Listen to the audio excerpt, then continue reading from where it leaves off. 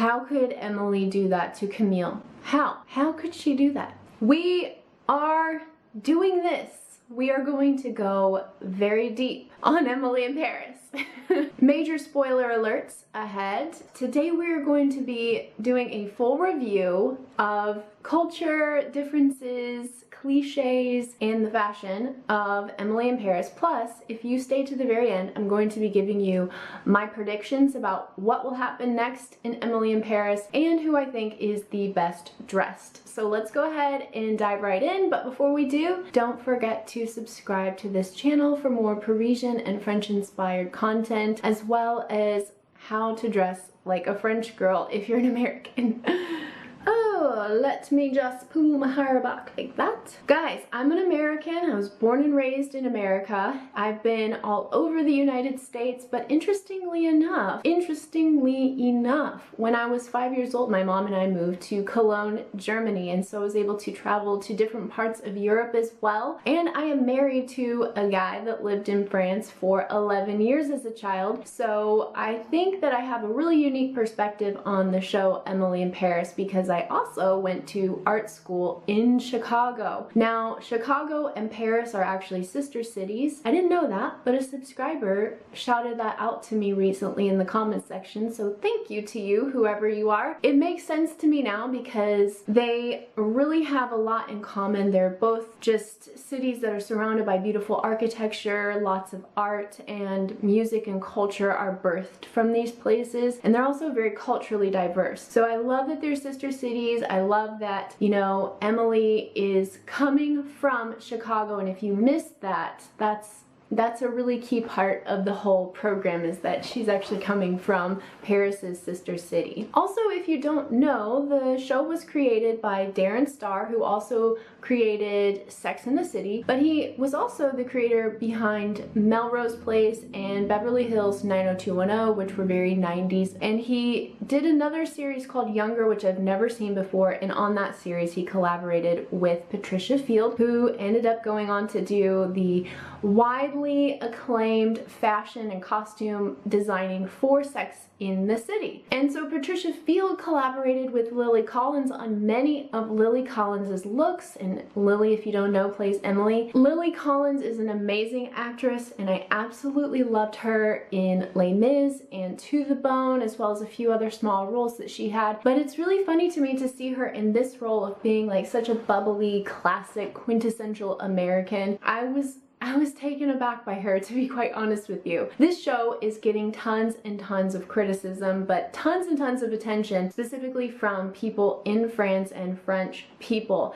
And I actually watched Justine Leconte's review of the show, and I thought it was fantastic. And she said, hey, you know, maybe we need some Americans to do some of the stereotypes that are about Americans in the show, and so definitely want to break those down. And the first section of the program that we're going to talk about today is, let me pull up my notes. We're definitely going to talk about the criticism. So listen, I love doing research, and some of the criticism about this show, I read an article on Vogue, I believe.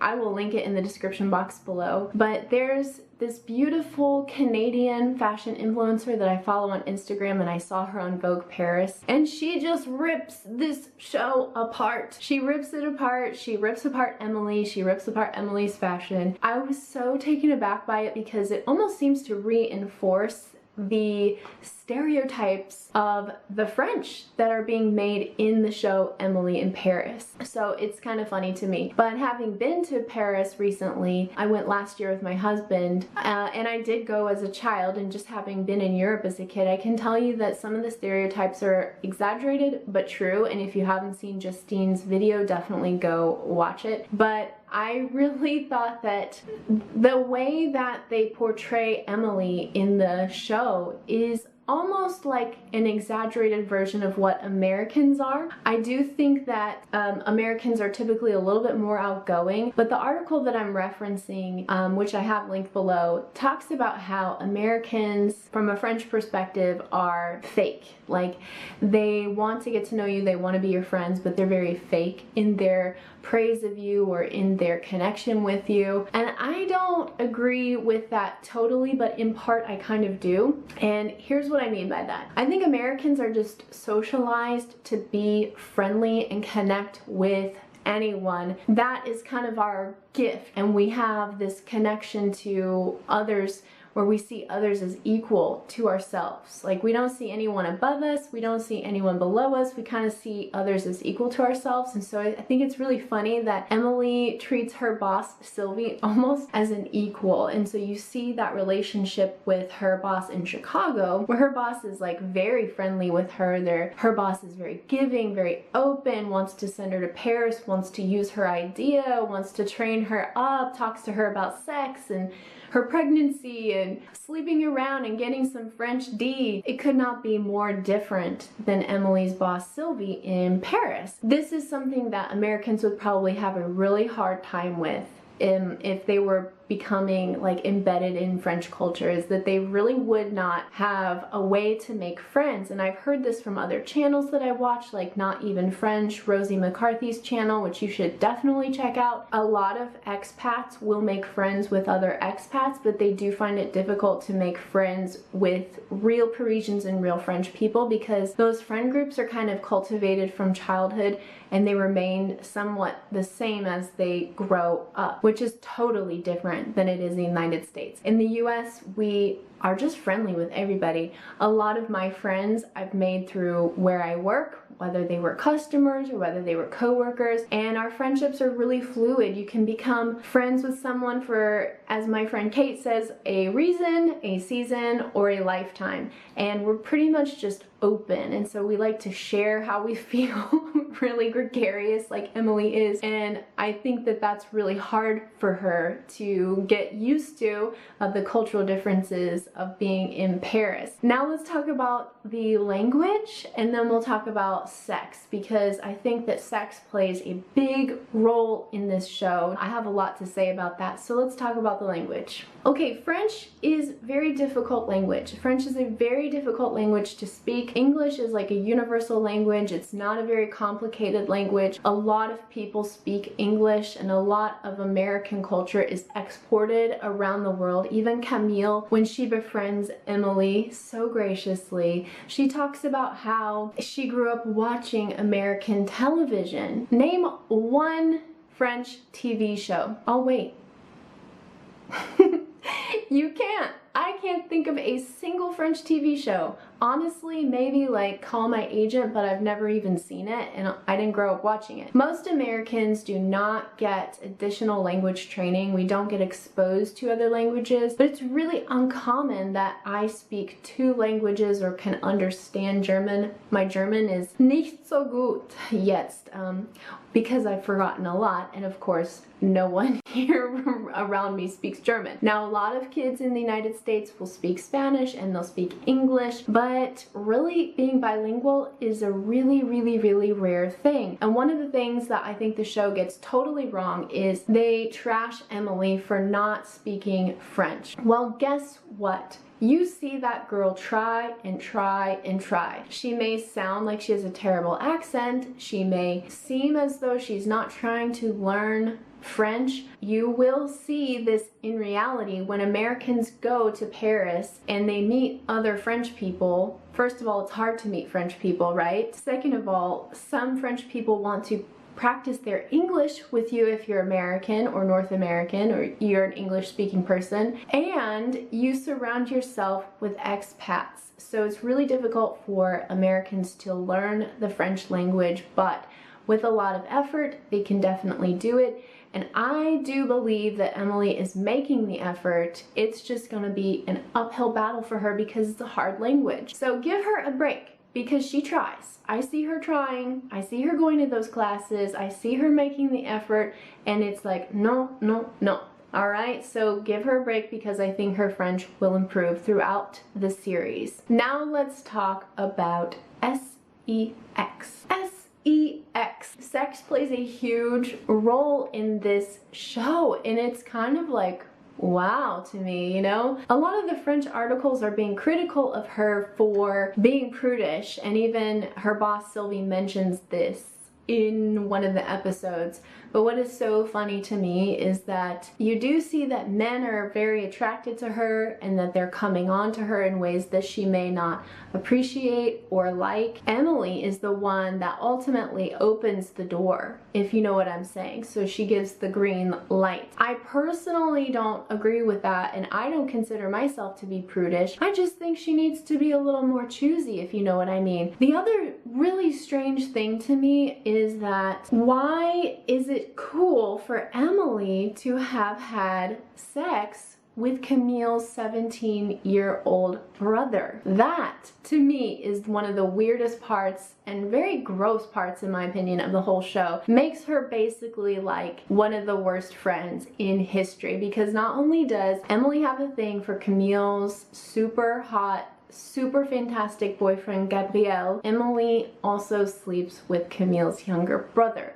This would be a huge no-no, I think, in American culture, but maybe I'm wrong about that. Maybe I'm just out of date. Maybe the younger generation is doing things differently and I just don't know about it. Now, this video is getting extremely long, but I have a lot to say about this show. Obviously. One thing I have to say before we move on to the fashion section is that, listen, how could Emily do that to Camille? How could she do that? Camille went out of her way to become friends with Emily, and Emily knows what she is doing by flirting with Gabrielle. She should say absolutely not. I will not cross that line. I will not cross that line no matter what. And yet the girl crosses the line, and so does Gabrielle, but he needs to be a man and he needs to make that decision and just break up with Camille if he's not happy with her.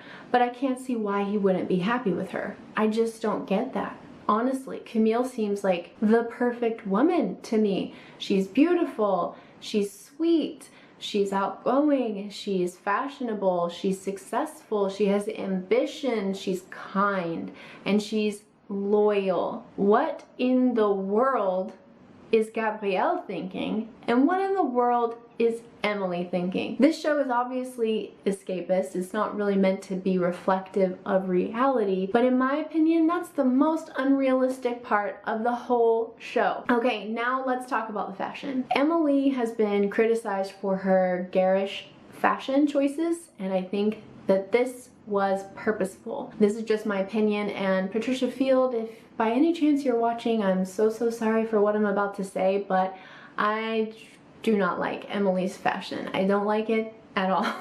I think that, first of all, it is meant to represent the loudness of her American personality. When you see her compared to the other French people around her, she seems loud. She seems like she's showing a lot of skin. She seems like childish. It's over the top. I think that was a intentional choice that Patricia Field made, and I could be wrong about that. But when you look at Sylvie's outfit's also done by Patricia Field. Camille's outfit's also done by Patricia Field. You see the difference? So I think that this was an intentional thing. I think you will see not only Emily's fashion sense change, I think you'll see her personality change, and I think you'll see that she learns to speak French. But I'm getting ahead of myself. Sylvie was amazing.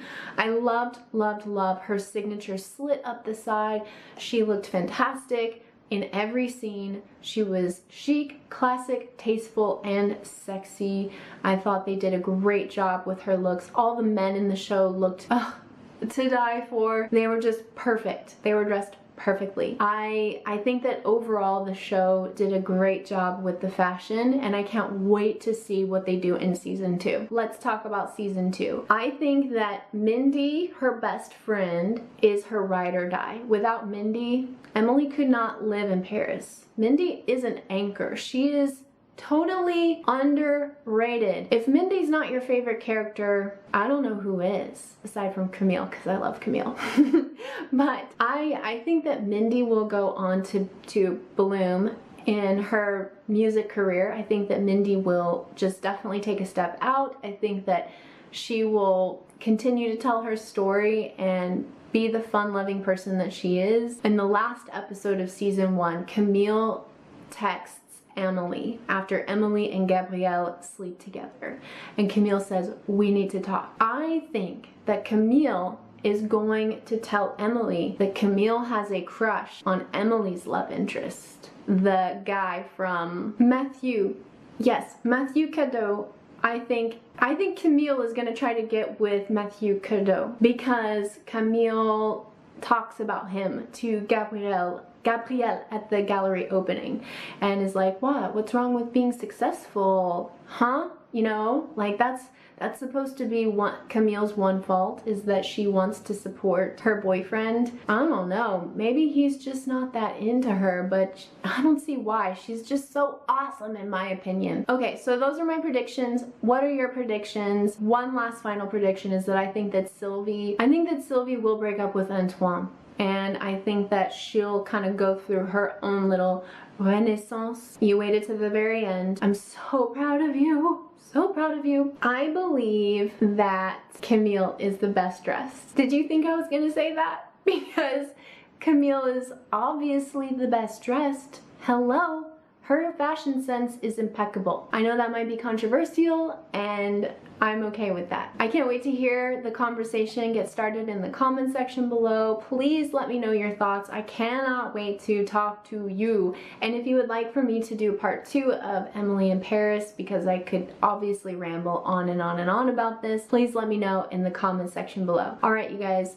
Merci beaucoup. Thank you so much for watching, and à bientôt.